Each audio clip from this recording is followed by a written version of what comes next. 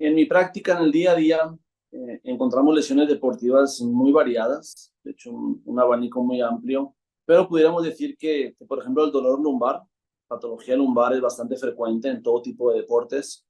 Lesiones de rodilla, lesiones de tobillo, en deportes donde hay un desplazamiento de la persona, lesiones musculares y principalmente también tendinopatías, es decir, inflamación de tendón.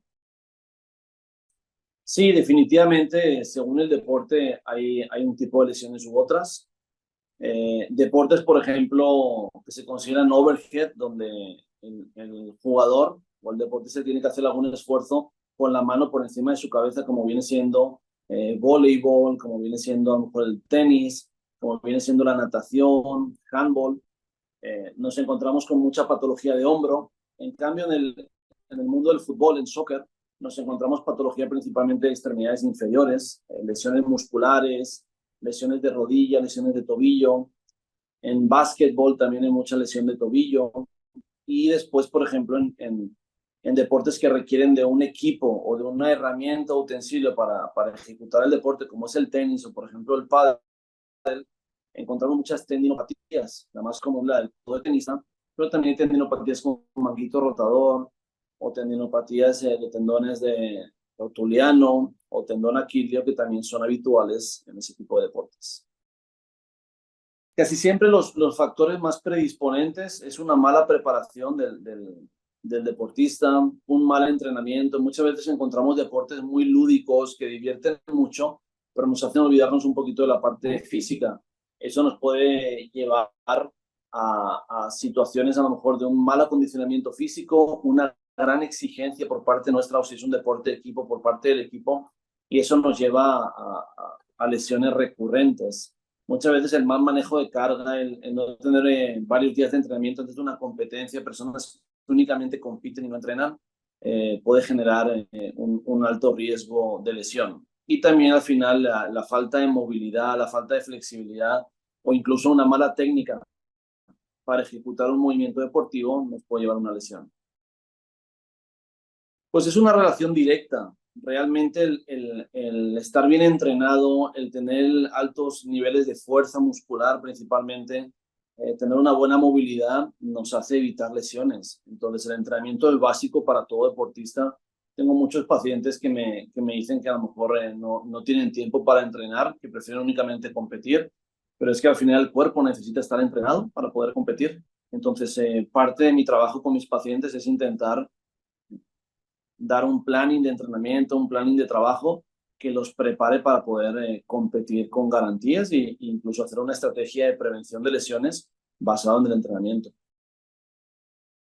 Las imágenes diagnósticas son estudios complementarios, esa es su palabra. Entonces nos ayudan mucho a visualizar una estructura que de forma externa no podemos ver. Por ejemplo, una resonancia magnética de un hombro nos da mucha información sobre un hombro, pero nunca una resonancia magnética por sí sola puede diagnosticar. Siempre las pruebas de imagen, ya sea una resonancia, ya sea una radiografía, ya sea una ecografía, tienen que ir de la mano con una correlación clínica a manos del experto en el área. Es decir, una prueba de imagen te va a confirmar o te va a descartar una sospecha que tú como especialista tienes.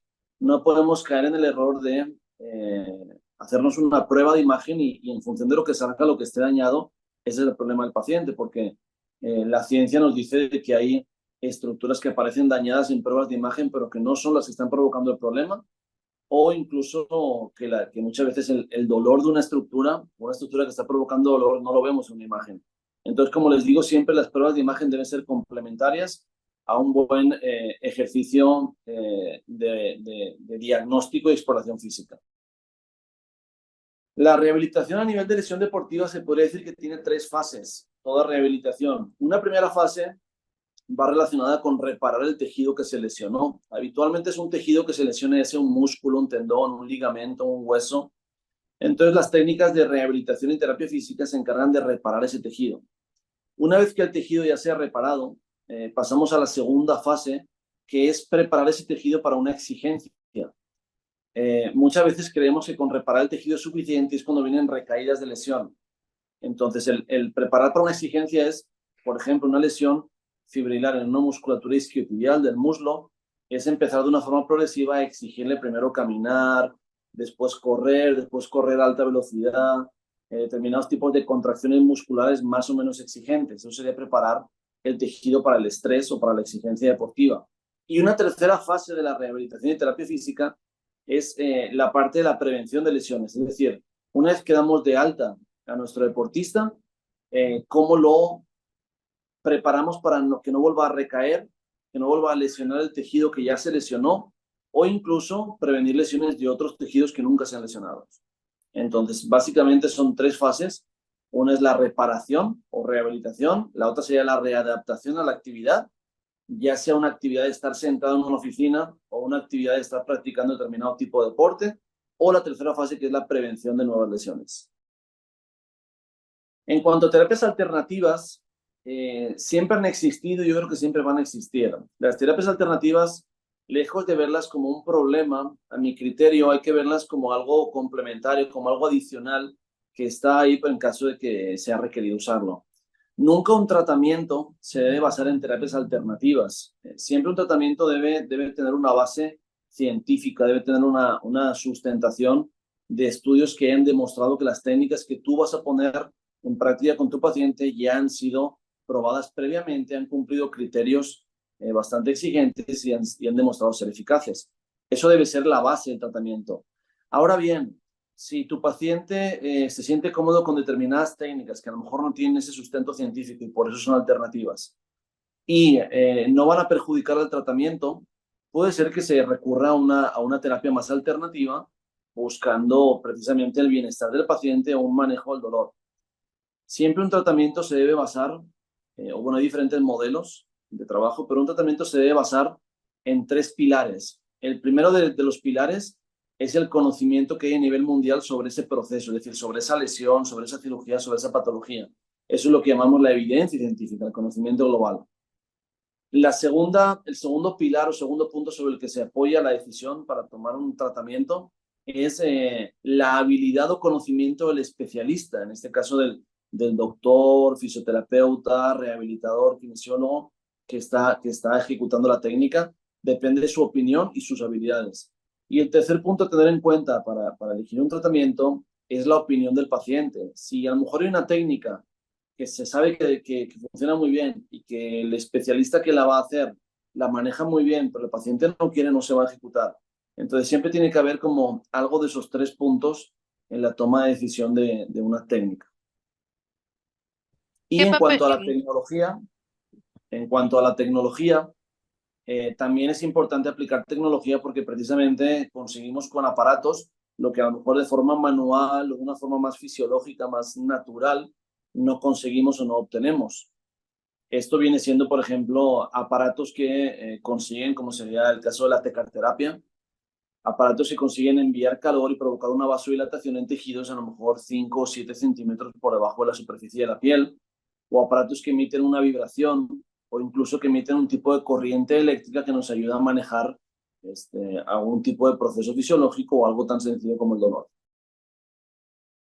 La salud mental es algo importantísimo en la recuperación. Antiguamente, estoy hablando de hace 20, 30 años, no se consideraba la salud mental algo importante en la reparación de un tejido o algo importante en la recuperación de un paciente. Desde hace aproximadamente unos 7, 8 años, gracias a un consenso que se hizo, se consideró que cuando tú estás tomando la decisión de dar de alta a un paciente, tienes sí o sí que evaluar los factores psicosociales o psicoemocionales. Entonces yo siempre digo que la salud mental no va a afectar, no va a hacer que una persona se lesione, ni va a hacer que un tejido no cicatrice.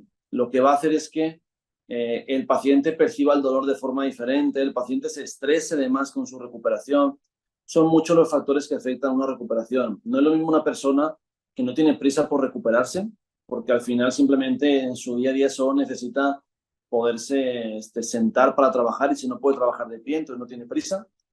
Pero hay otras personas que a lo mejor tienen un contrato deportivo, personas que a lo mejor necesitan regresar en 2 semanas a la práctica deportiva y esa exigencia, ese estrés hace que la evolución no sea la natural o no sea lo normal. Entonces, definitivamente la salud mental es algo que hay que prestarle mucha, mucha atención y nosotros, los especialistas que a lo mejor estamos más vinculados con la parte musculoesquelética, nos tenemos que apoyar también forzosamente en pruebas y en test psicosociales para determinar si nuestro paciente está manejando bien de una forma emocional o psicológica su lesión y su recuperación.